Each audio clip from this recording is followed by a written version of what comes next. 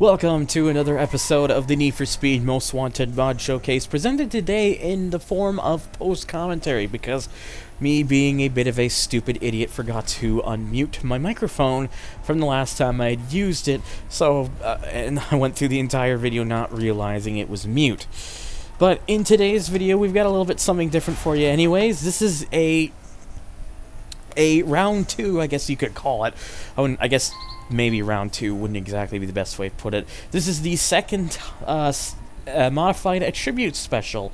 You may remember some time ago I did a video of modified attributes from the work of LTLGamer of several cars I had previously tested in my videos, where he redid the performance of the cars to try to make them, drive a little better in various different ways for various different reasons.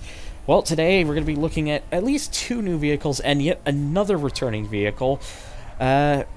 Starting, of course, with one of the new vehicles to get in the Attributes mod. It is the Mazda MX-5 ND, aka the newest generation of the MX-5 Miata. So, this car was a bit of an interesting one in that this car didn't exactly need any sort of performance tweak at all in terms of just, how fast it went. The one problem that the original car had was that it had too long of gears. It was simply, it had a first gear and second and third and all that kind of stuff. That seemed normal, there was nothing wrong with it, all that kind of stuff. Then you got to the 4th gear, and then it kind of went downhill because suddenly the 4th gear was insanely long, which didn't really flow well with the car at all. It just kind of seemed a bit off for it to be that sort of way.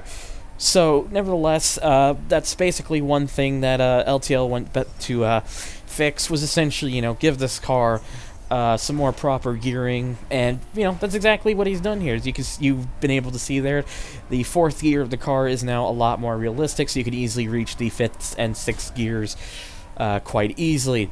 Of course, the big problem, though, now lies is that something I felt was kind of off about the car when I was testing it. It feels like it understeers a bit more. I don't know if he changed the handling or if it's just my mind going crazy, but I couldn't get the same kind of grip as I thought I did originally when I tested it. Maybe it just always was the same way. I have no idea, but it might be because of it that I was not able to get a faster lap time. The original time I set, I believe, was like a 54.25. And this one, I guess this is a bit of a spoiler, I don't exactly quite get that. And maybe it's just because now with the fixed gears, it just becomes a lot more prevalent or something. But either that or just the way he said it made it kind of actually go a little bit slower. I have no idea. I can't exactly say off the top of my head what the reason would be. But nevertheless, it is the way it is. So, but I would say if it had a little bit better handling, I would definitely take this over the original mod, just because the gearing is just that much better on the car. It's just a lot nicer in that sort of way. But, it could just use a little bit sharper handling, and then the MX-5 or this Miata, in my opinion, would be perfect. There wouldn't really be anything I'd have to complain with it. It just now comes to the handling, as you're about to see here. Yep, the best that I was able to do was a 55.31, which is just a little over a second behind. So anyways, next up we have, it's back again for the 3rd time, the Lancia 037 Gr.B car. You may be thinking, well, why is this back again? Well, LTL decided to remodify it. Not sure why he did, but he decided to do exactly that. Now, it's a bit of a mystery as to why, it's at least a bit of a mystery to me as to why he decided to remod it, because to be perfectly honest, there really wasn't anything that was wrong with the original one that he had done before, because the only problem the 037 originally had when I tested it long ago was simply just the fact that its gears were was just way too short, so it had a very pathetic top speed of something like, 128 miles an hour, or something at least around there. It was just really short. Like, the car was stupidly slow because of it. And when he did it the first time around, he basically adjusted the gears so now the car went a lot faster, and it worked out very well. It got a sub 50-second run and kind of made it, quite a pleasure to drive. Now though, he went back to it, and I can't tell if he's either made it faster or not, at least in terms of top end, but in grip, this thing has ridiculous cornering speed. You're probably noticing that I'm able to take some of these corners at well over 200 miles an hour, when in most normal cases, I shouldn't be able to do that. And it baffles me as to why he did it, because I never really saw a reason that this car needed to be remodified after the first one. The first time he remodified it pretty much fixed the one glaring problem that this car had. Apart from that, it didn't really have any other problems. The car is modeled nicely. It's got other liveries, which I actually decided to use one of those other liveries this time around just to kind of switch it up a bit. It just kind of seemed like there wasn't really much of a point to have to redo it again. It just kind of seemed a bit silly to have to come back and tweak the handling of a car that didn't really need it.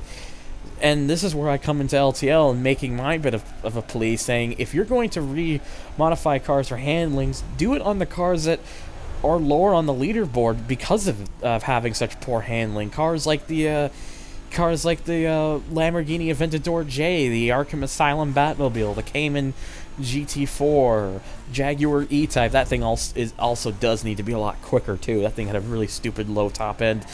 BMW M4 Coupe, I think I already said Cayman GT4, the third generation NC MX-5, SRT Viper, BMW 320 Turbo, Gr.B, Ascari A10, Sylvia D-Max, Delta Integrale, Shelby GT500, SLR Sterling Moss, El Camino SS, 300ZX Twin Turbo, and even the 575M Maranello I had recently, CRX Del Sol, and S2000, and the list goes on and on and on. I could keep going here, but you pretty much get my point.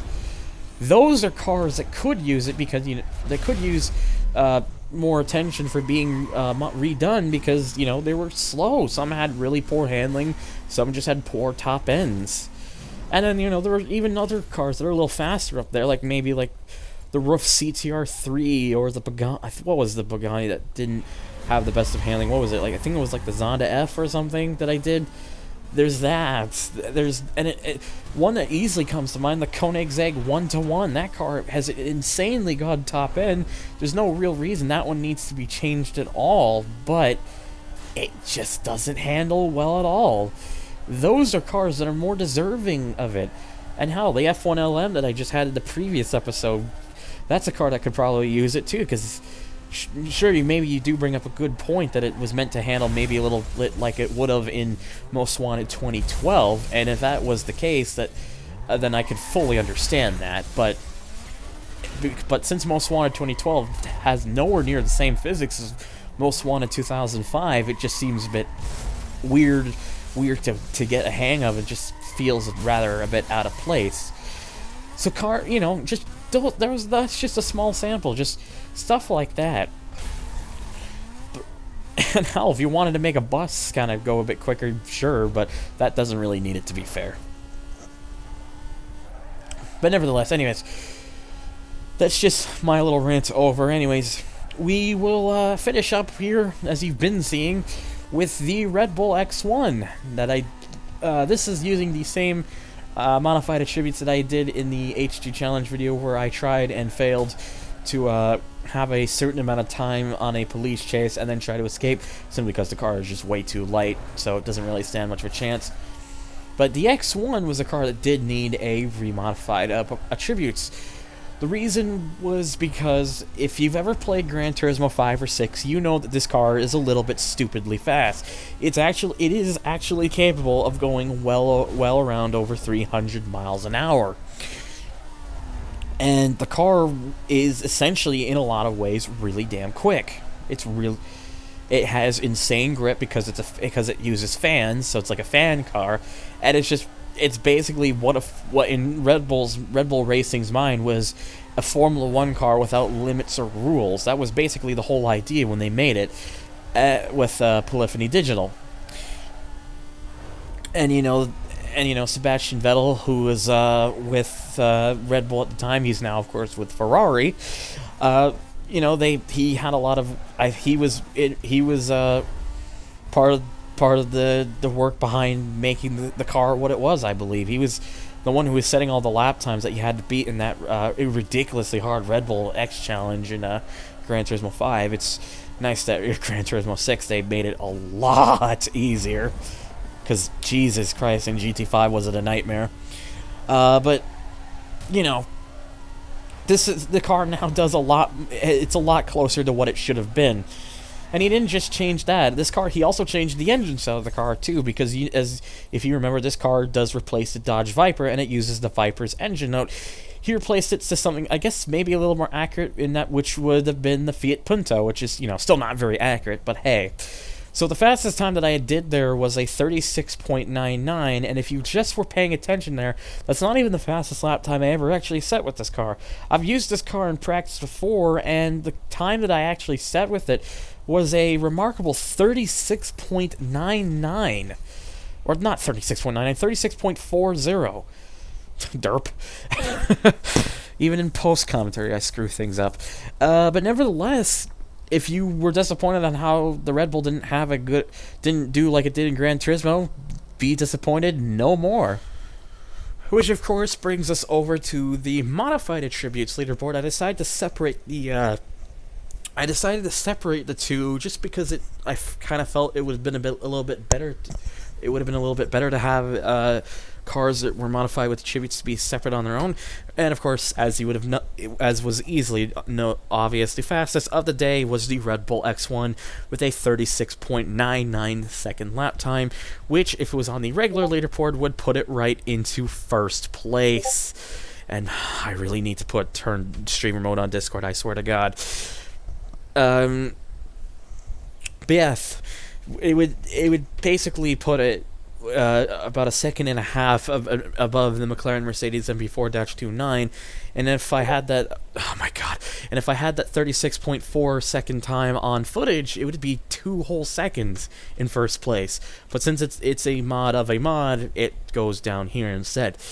The 037 Evo 2 Gr.B is in second with a 47.41. If it was on the regular leaderboard, that would put it in 12th place. Again, I have quite a few cars that just come below that little Proton. It's just, it's silly. That just becomes a bit of a running gag at this point. I also put it V2 just so you know that it was a mod of a mod, a mod of a mod of a mod. Man, that makes my brain hurt. And finally, the MX-5 ND sits at the bottom in 7th with a 55.31. If it was on the regular leaderboard, that would put it into 76th place, just below the 4 GT, but just edging out the 993 GT2. And if you're curious about the original MX-5, the way it was set, it's in 66th place. So that's going to do it, of course, for today's episode. The next episode things will resume as normal, so stay tuned for that. Of course, as always, guys, if you want to request a car, you can leave it down below in the comments. If you also want to check out the leaderboard, this will also be in the description, as well as stuff like a game list and other things like checking out my Patreon if you wish to donate, which isn't required, but thank you if you decide to, as well as stuff like my Twitter and my Twitch and my forum board if you want to join, which I'd love to have some people in there so we can talk, because that would be pretty interesting. I really hope that one day that thing takes off. So anyways, guys, thank you so much for watching, and as always, take care, and I'm going to go deal with these people on Discord, because god damn it, I keep forgetting to put streamer mode on when I should be.